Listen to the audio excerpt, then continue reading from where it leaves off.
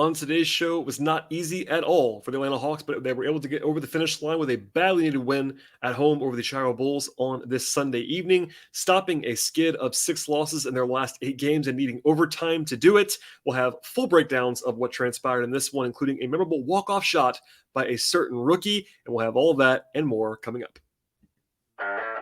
You are Locked On Hawks, your daily Atlanta Hawks podcast. Part of the Locked On Podcast Network. Your team every day.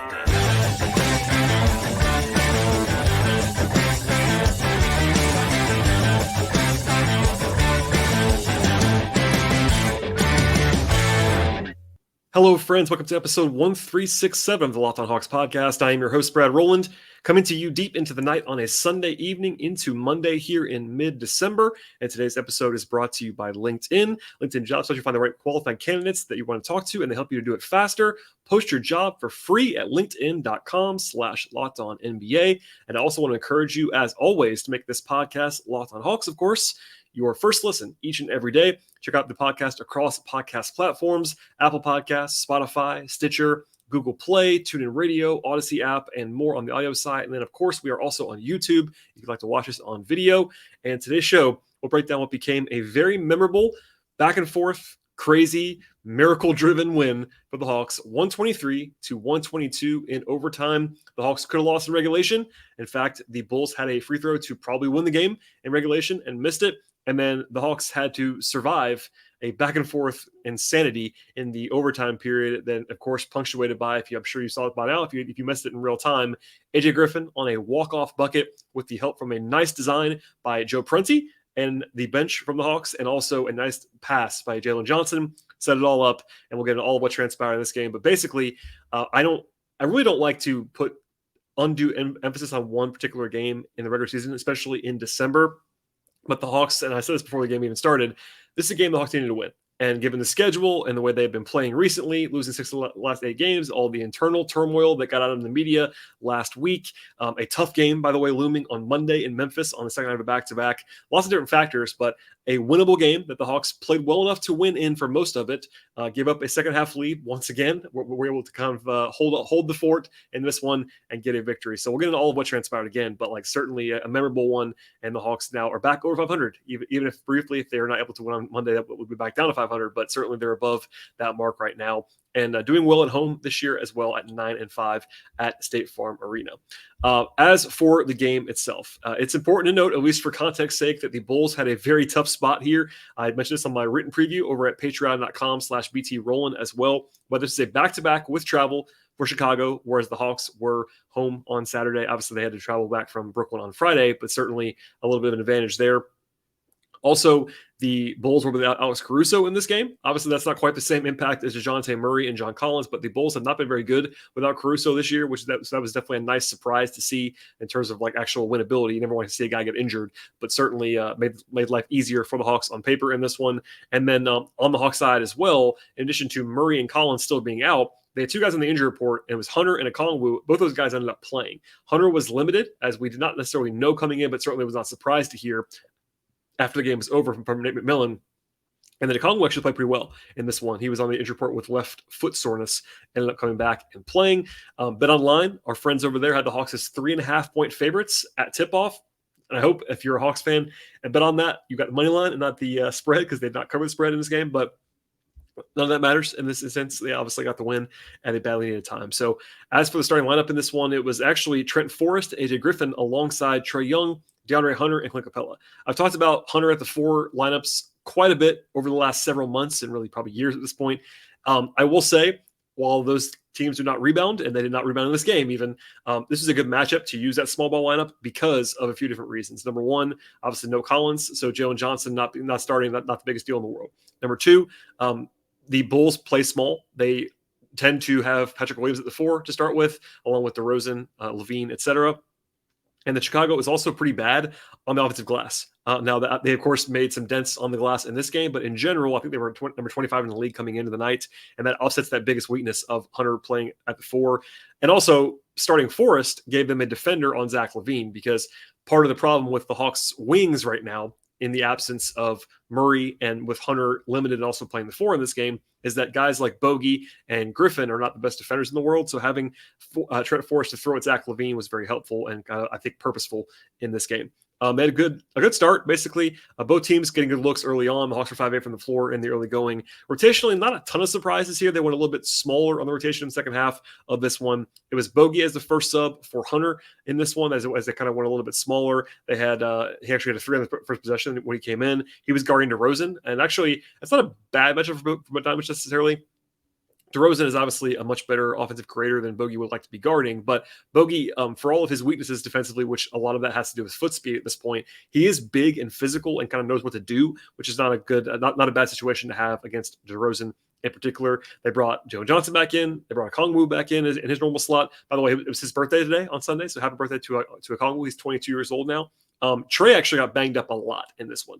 He got he was kind of slow to get up at the end of the first quarter, ended up coming out of the game earlier than usual, I think because he was banged up and kind of had a very hard fall. He normally has been playing the entire quarter, so that was notable to see. He was holding the back of his head. Later on, he was banged up, and Nate McMillan did not really talk about Trey in particular, but he talked about a lot of guys being banged up. I think Trey was on that list.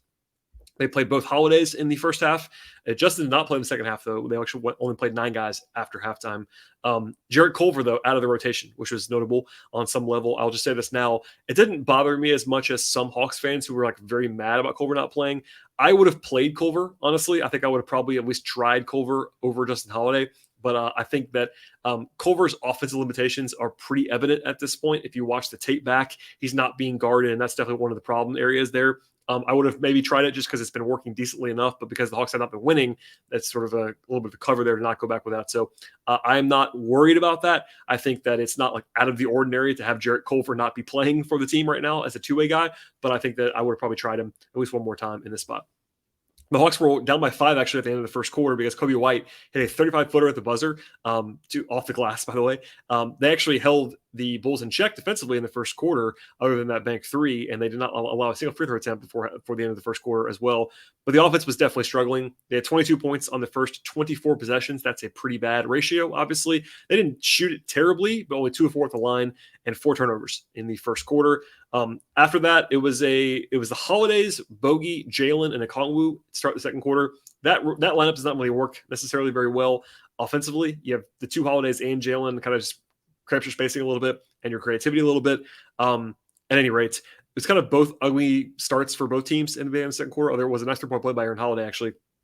Bogdanovic was awesome in this game once again, and he had a heck of a possession at like the 10-minute mark of the second quarter. He had a block on DeRozan defensively, which we'll come back to at the end of this game.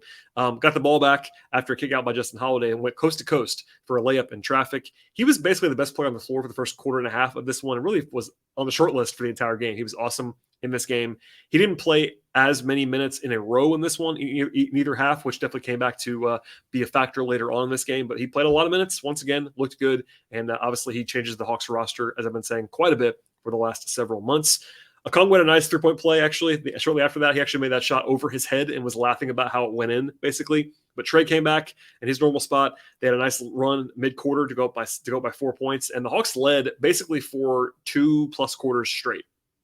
Once they took the lead in the second quarter, they didn't give it back until very, very late in this game. They stayed with Okongwu longer than usual in the first half. I think with good reason. I think he played very well. Capella was fine too in the first half. I think Capella was better in the second half than Okongwu was, but in the first half, I was totally fine with Okongwu rolling with it because he was playing very well. He was active on both ends of the floor.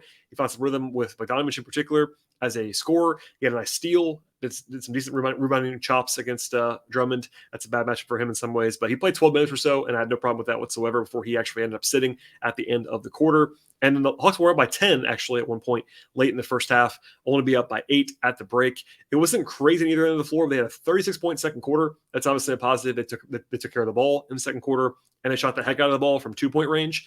65% from 2-point range in the first half was definitely part of the equation there. And Bogey had 17 points in 15 minutes before halftime. And the team had a nice passing half as well, 15 assists. Trey did not shoot the ball well in the first half, but he was at least under control as a passer and didn't force too much before halftime. And then defensively, the Hawks played well the entire game. So I'll leave it there for now. We'll talk about the second half in a moment. But certainly, the Hawks did some damage in the first half. They outplayed the Bulls. Their best quarter of the game was the second quarter by a large margin, and they were in a good position, which they had to kind of hold on to dear life for later on in the game. But A lot of that work was done before halftime. All right, before we get to the second half of this game, as well as some back and forth chronicling of what transpired and some of my own evaluations, takeaways, etc., a word from our sponsors on the podcast today.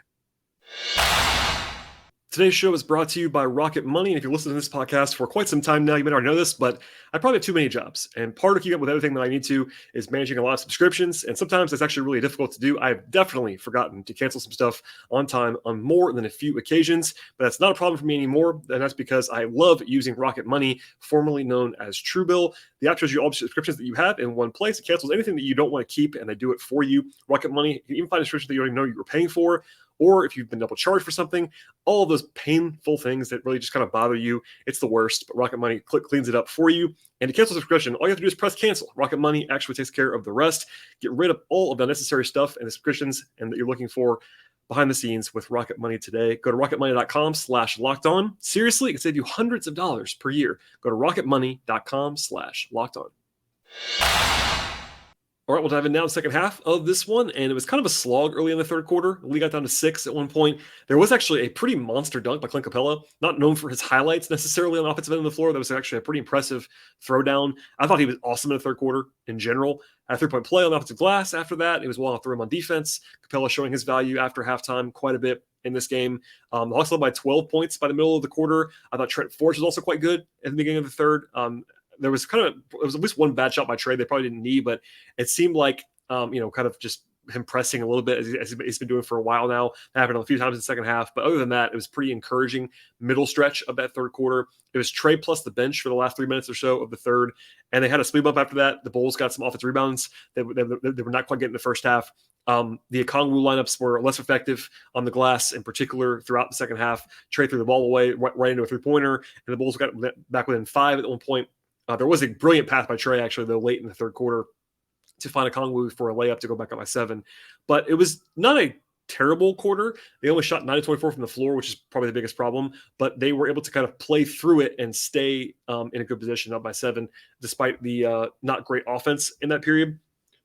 In the fourth quarter, they trimmed the rotation down, as I said before. No, Justin in the second half, that was probably the right move, I thought, but they could not get a rebound late in the third quarter, early in the fourth quarter. It was a Okongwu against Drummond. That's a bad matchup individually. It wasn't just that. I thought Jalen Johnson had some struggle moments on the glass as well. Derrick Jones Jr. had a couple of big ones, and then he had one very, very late in the game we'll come back to in a second. But it was a barrage of second chance opportunities for the Bulls early in the fourth. A couple of jump shots that Hawks actually badly needed. Aaron Holiday hit one. Okongwu hit one in the mid-range. They went back to Trey a little bit earlier than usual. Kind of some urgency shown there by McMillan, which I think was probably appropriate at that point to not sit Trey as long as he usually sits. There was a big swing mid-quarter when DeRozan missed a pretty easy shot, and it led directly to a bogey 3 to put the Hawks back up by 6 points. But it was not comfortable really for any point after that. They couple trips in the middle of there, empty-wise. They went back to Capella a little bit later than I would have. They took Bogey out for minutes, which is interesting because he ended up playing a lot after that. But Nate even admitted this after the game, and I had it in my notes during the game, that they probably they didn't want to pull Bogey at that point in time. I think Hawks fans were justifiably annoyed by that if they weren't considering the minutes restriction. And I think that Nate even kind of played into that. He said after the game, kind of in joking fashion, that Hawks fans were mad at him about taking Bogey out. He had just made a 3. He's playing great, but they were trying to keep an eye on the minutes, of course. And then they blew past that number anyway. So I'm not sure what to believe on that. I'm sure that the training staff does not love Bogey playing well into 36 minutes in this game. I also know that like any player wants to play. So I've seen some of that too, like fans saying like Bogey wants to play. Like, of course he does. Players want to play always. So you kind of have to say that for themselves every once in a while, but I get it. It's overtime. I get all that. I hope they're being responsible with Bogey, but that's all I have on that one for now. Anyway, they had a chance to tie it. The Bulls did. Finally, with 4:30 to go, DeRozan ties the game. I thought the Hawks got a couple of bad whistles, even in their home building. Late in this one, Trey got called for a very light foul on a Levine three-point play, and the Capella got called for one on DeRozan. That was a very bad call as well. That combination gave the Bulls the lead for the first time in 2.5 quarters, basically. Bogey came back after that and played the rest of the game, basically.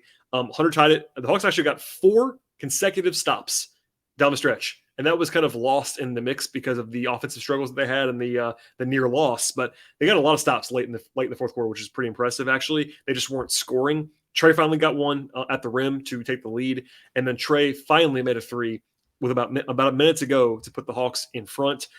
He basically was not shooting well from three at that point and had not been for a while, but a big shot there, kind of just a star shot. Wasn't a great look necessarily, just made it. And that's one of those things about having Trae Young on your team. He's gonna make some big shots for you. That was one of them.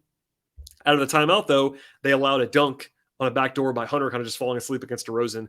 And then Trae had an ISO after that. That was kind of a bad shot, honestly.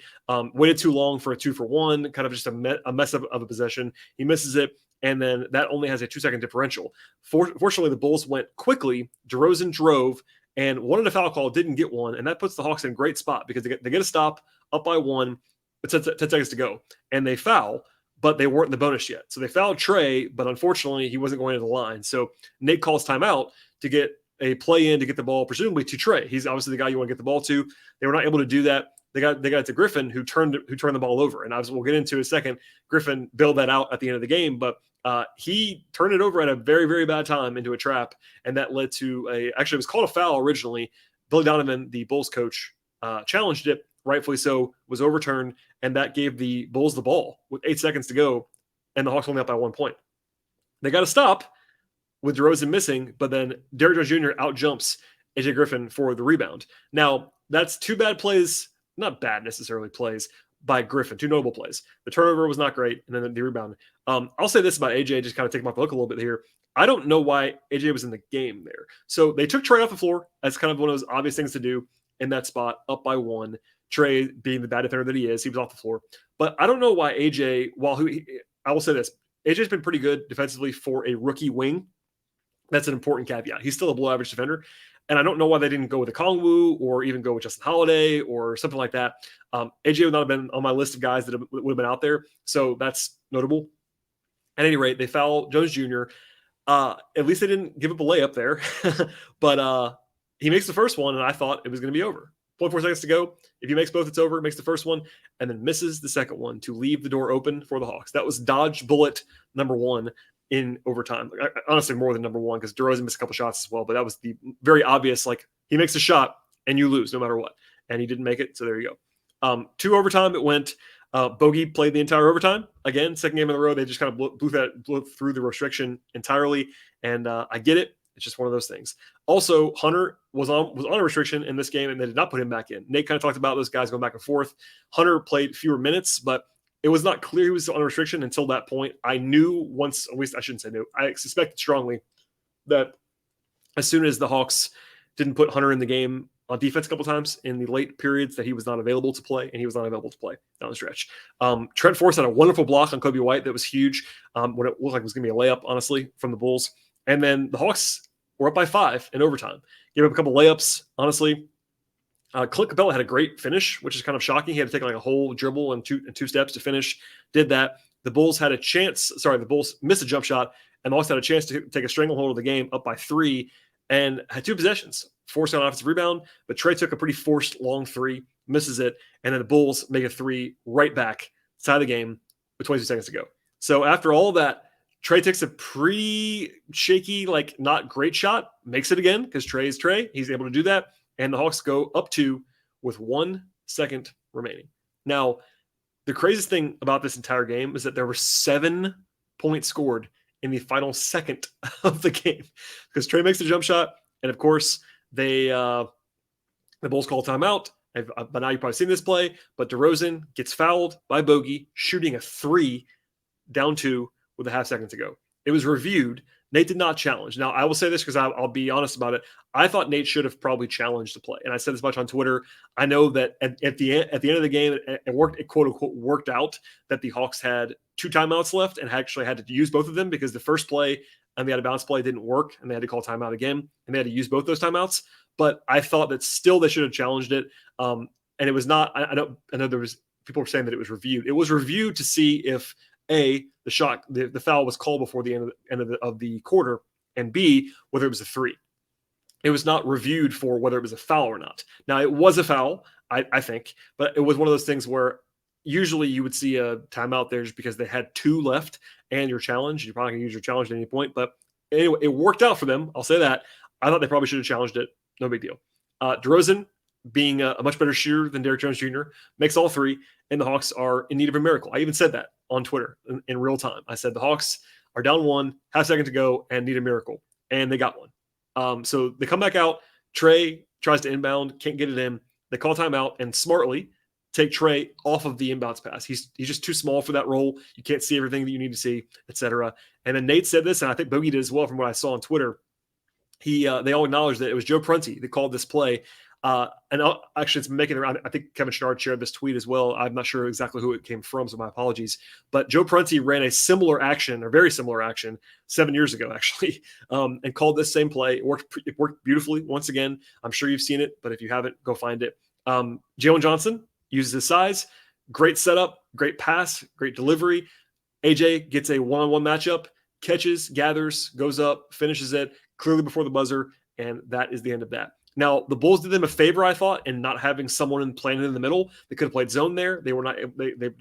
I don't know why they didn't do that when they had a second to go. So that was a break on the Hawks' part, but a nice execution all the way through from pass to the catch to the finish, etc. And I was surprised actually they didn't have Clint Capella on the floor at that point because just for a lob threat, but it worked out great because there was nobody there to have AJ kind of dive to the rim, and it was obviously AJ's second walk-off bucket of the season. There was the one that came from Trey earlier in the year. And yeah, just a lot of fun across the board.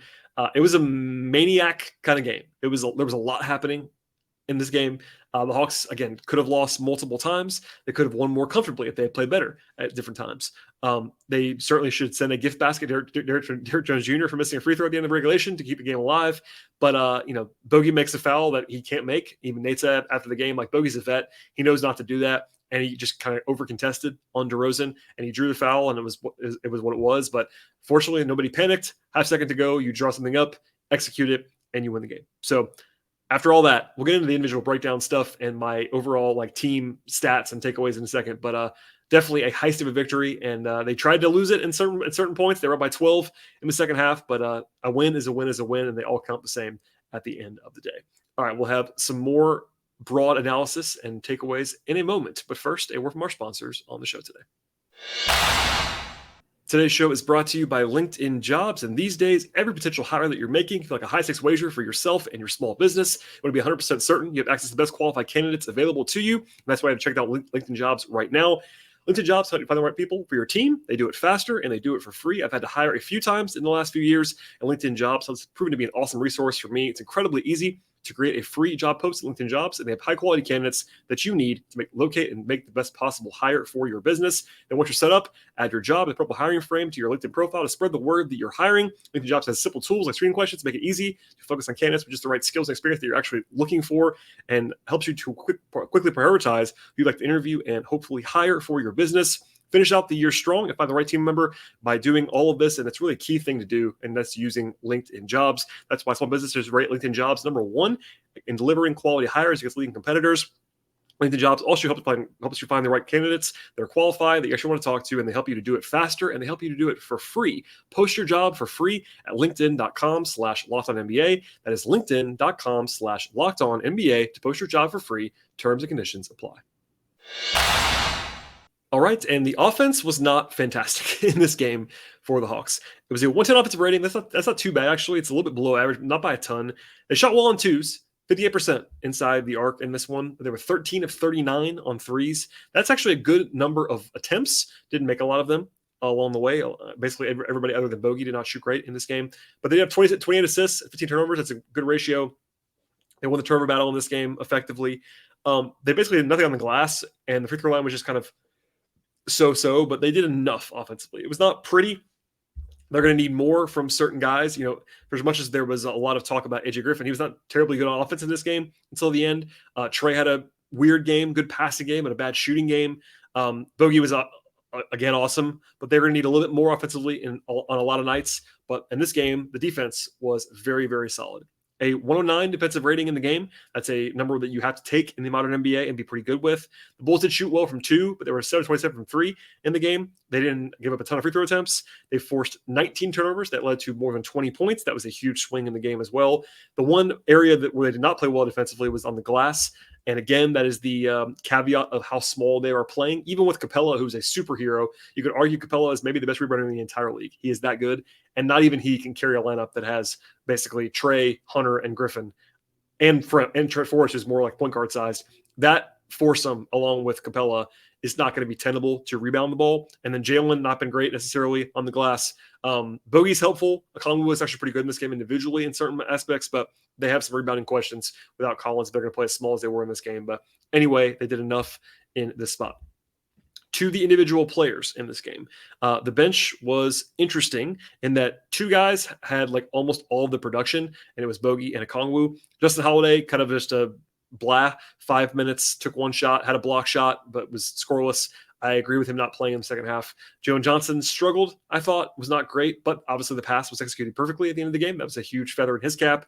Had 4 rebounds, had an assist. I don't think he played well overall, but obviously all was forgotten based on that pass. Aaron Holiday had some nice minutes, I thought, overall. He was 2 of 2 from the floor, made his only 3-point attempt, 6 points, a rebound, and a steal. He wasn't great, but he was fine. Okongwu, I thought, played really well in the first half. Not as well in the second half, but still totally fine. 14 points, 9 rebounds, had a steal, had an assist. A couple nice flashes. Him and Bogey have some good chemistry going on right now, and I thought he was definitely a plus on the whole. And then Bogey was just fantastic. Again, he played a lot of minutes. Hopefully he's health-wise okay. It would not stun me if he was not able to go on Monday, just one of those back-to-back kind of things, but we'll see. 28 points on 23 shooting possessions. That's obviously great. He was only 4 of 8 on twos, which is actually just fine, but 6 of 14 on threes. He is getting threes up at a high level. I love that. That's a huge part of the appeal of Bogey. Also 7 rebounds, 5 assists. Had a block shot on DeRozan early in the game. And other than the one foul at the end, that was definitely a costly one, I thought Bogey was fantastic once again. To the starters, Trent Forrest, just doing his job. He's not going to be a headline grabber necessarily, but 7 points on 6 shots, had 2 assists, 3 rebounds, did a good job defensively on Zach LaVine, bothered him throughout the game. LaVine was fine, but Forrest was definitely good on him, I thought, and just moves the ball, had 2 blocks, just doing little stuff that I enjoy on the floor. Hunter came back in this game and was definitely helpful.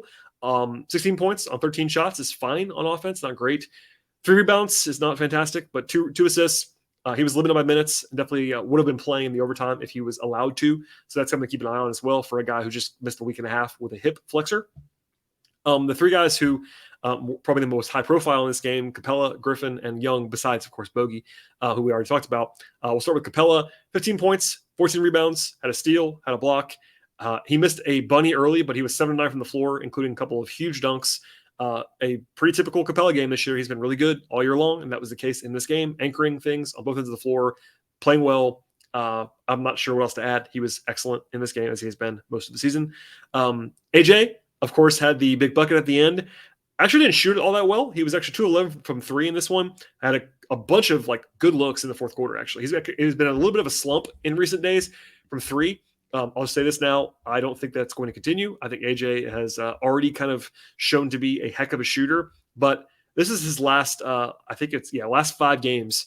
2 of 5, 3 of 9, 1 of 8, 1 of 5, and 2 of 11 from 3. So he's kind of in a slump right now. He's shooting like 26% or something like that, maybe even below that in the month of December. So not like it's all rainbows, but I thought he played well overall. Just didn't have shots go down in this one, but had 2 assists, 2 rebounds, and of course the biggest shot of the game. Played 40 minutes, and that was appropriate, honestly. Like with the way that Hunter is limited, the way that Bogey's limited, at least a little bit by minutes. They got to play Griffin a lot. Defensively had some struggles, but nothing terrible. I thought he played well and was under control, and he's being confident and getting shots up. And I am okay with AJ bombing away, and he was in this game. 25 3-point attempts from Bogey and Griffin. You love to see it. And lastly was Trey. So Trey had a mixed bag kind of game. 19 points on 22 shooting possessions is not particularly good. He still just cannot make a 3 for whatever reason. I know he made the one at the very end of the game that was huge, but he is now 9 of 49 from 3 in the last 6 games. That's a very, very bad number. And also like 28% for the season. It's just not been going very well for Trey from 3. He's only 3 of 10 on 2s in this game as well. He was not efficient at all as a scorer. But he did have 14 assists, and a lot of those passes were just fantastic Trae Young level passes. 6 giveaways is too many, but not like crazy high for someone with his usage. 42 minutes. I think defensively it was kind of a weird one for him as well. Like early in the game, I thought he was pretty active, like as a playmaker defensively, but some of the like normal Trae mishaps were happening too. So I don't think Trae like played great by any means, but I don't think he was necessarily as bad as the numbers indicate as a shooter. But the shooting is a problem. And I was talking with somebody during the game about this on Twitter, and I'm not trying to pick on Trey. Like I am someone who certainly thinks that Trey can and does have a positive impact, even when he's not making shots. But at the end of the day, this is 27 games in the season. He's missed 2 of them. The 25 games in the season. He has not made shots, and he's not as good of a player as he so far this year as he usually is, because he's not making shots. Like, he's basically has a career worst efficiency, and that you can't just paper over. I think it's going to improve. I'm not worried about it, but he got banged up in this game as well. It would not surprise me at all if he was on the injury report for Monday, because Nate talked about it sort of in broad terms about more than just Trey, but he was very obviously beaten up a good amount in this one. So we'll see if he's eligible to play on Monday and all that stuff. But I thought he at least gave them some big moments. And even when he didn't have his best, he made 2 big jumpers at the end of the game that probably should have won it in regulation for the Hawks, but they were not able to steal it. And alas, here we are. Okay, that's enough on this game from me. I've been ranting and raving for hours at this point, it seems like. But I'll just say briefly as we look ahead to Monday night's game, it's a very tough spot. The Grizzlies are playing the Hawks in Memphis. And it's the 4th game of a homestand for Memphis. They have not played since Friday. So a huge rest advantage for the Grizzlies, plus home court. They haven't had to travel, and the Hawks have to go late night after overtime up to Memphis. Also, Memphis has won 5 in a row. They are 17-9. That's the top 5 record in the league. The Hawks are going to be underdogs. Barring some crazy change to the injury report, the game on Monday, the Hawks are going to be significant underdogs, I think, in that game on paper. Now, nothing is assured by any means. Memphis, and I believe I'm looking at Memphis' injury report right now for the game on Monday. Desmond Bane is still out for the Grizzlies, which is definitely notable. He's one of their better players. And they have 3 guys listed as questionable, including Ja Morant. So that's one of those things that could swing things a little bit. Ja is questionable with right thigh soreness, and then Steven Adams is questionable with right ankle soreness, Jake LaRavia with left foot soreness. So if all those guys were out, playing field will be a lot more leveled. But on paper right now, the Hawks are underdogs in this game. We'll see how that all goes. I can't talk at the end of this podcast, but after all that, the Hawks needed this one badly, and that's part of the reason why. Not just because they might lose on Monday, but because they just could not get a win seemingly in recent days. And the schedule does let up starting Wednesday, but until then, we'll see how things go on Monday. We'll have a full breakdown of the game as always after that is over. From I believe it's a little bit of a later start. It's 8 o'clock start on Monday night, so stay tuned for all that stuff. But yeah, a roller coaster night for the Hawks. A lot of emotions after the game. A walk-off from the 2 young guys. That's always fun to see from Jalen and AJ. And they get a win over a competent opponent, yes, at home, but one they had to get. And we'll get into all of what is sort of transpiring in the future on our next podcast or 2. Please subscribe to the podcast if you're not already. I definitely appreciate all the support on the show. Apple Podcasts, Spotify, Stitcher, TuneIn Radio, Odyssey, Google Play, all that stuff, plus YouTube on the video side. Please follow the show on Twitter at Locked On Hawks. Follow me on Twitter at BT Rowland. I'm also writing about the Hawks, patreon.com/BT Rowland. And without further delay, I will get out of here. Thanks for listening to the podcast, everybody. We'll see you guys after the game on Monday.